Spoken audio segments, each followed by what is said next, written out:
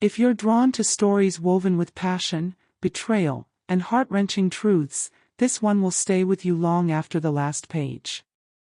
The sound that stirred me awake wasn't the gentle chime of an alarm or the soft murmur of a hotel corridor.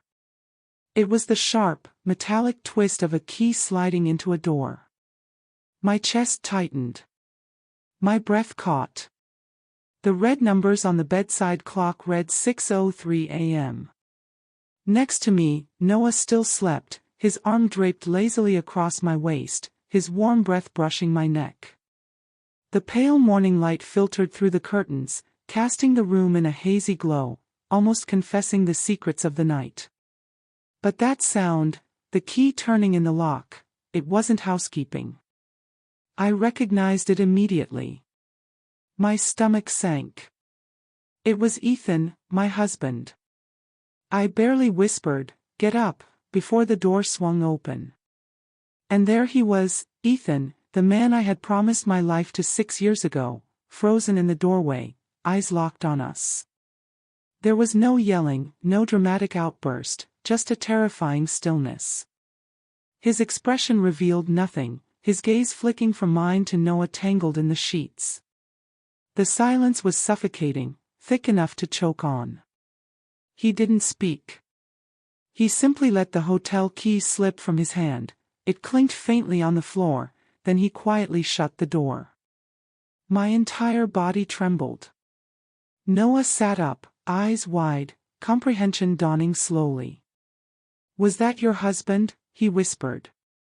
I couldn't respond.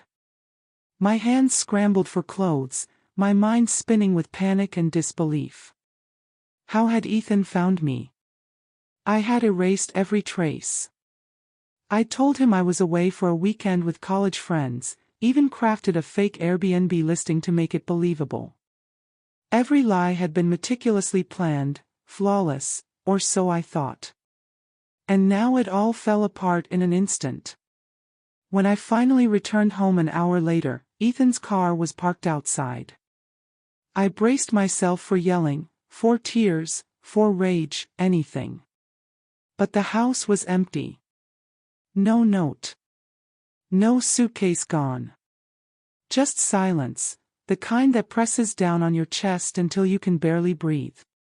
For 3 days, I lived in torment.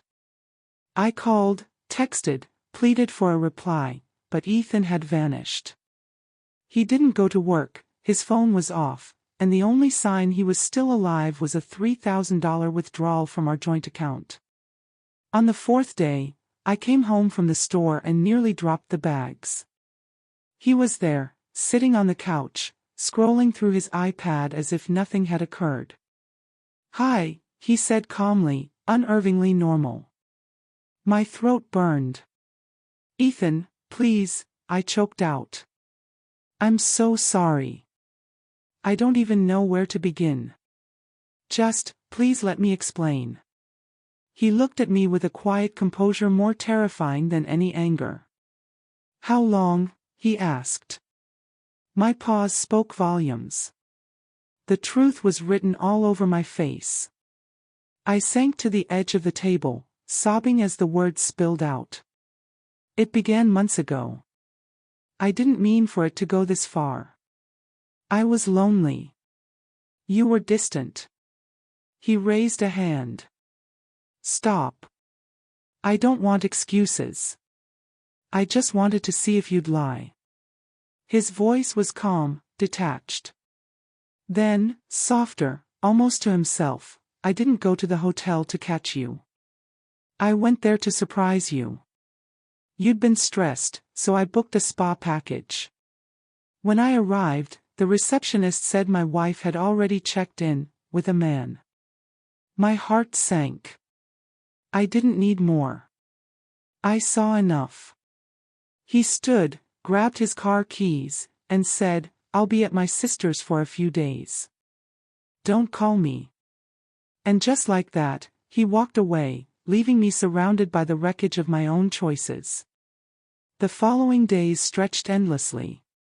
I couldn't eat, sleep, or think. I had shattered the person who had always been my anchor. Ethan wasn't just my husband, he was my safe place, my calm, the man who never stopped believing in me. And I had exchanged that love for a few hours of fleeting thrill. On the 6th day, a manila envelope awaited me on the counter. My hands shook as I opened it. Divorce papers. No note, no explanation. Quiet finality. My heart broke again. I drove straight to his sister's house. She let me in with a look of pity. Ethan sat on the patio, coffee in hand, expression unreadable. I know I don't deserve this, I began, voice trembling. But it wasn't about you. It was me. I was selfish, blind, and foolish. I see that now. I miss you. I love you. He was silent for a long moment. Then, I believe you. I believe you're sorry. But love isn't just words. It's in the choices we make. And yours are already made. Tears streamed down my face. Please, I whispered. He exhaled softly.